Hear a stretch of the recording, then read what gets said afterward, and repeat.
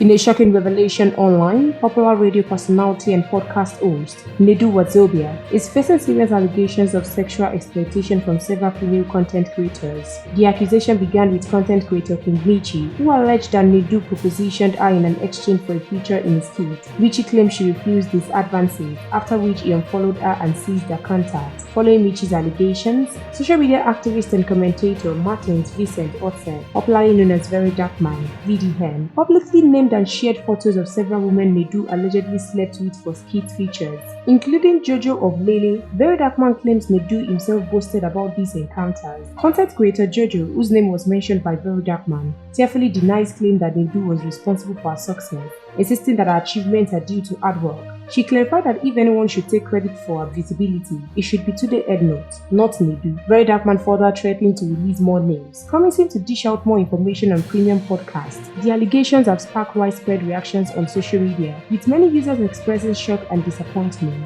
However, Nedu has yet to publicly respond to these accusations.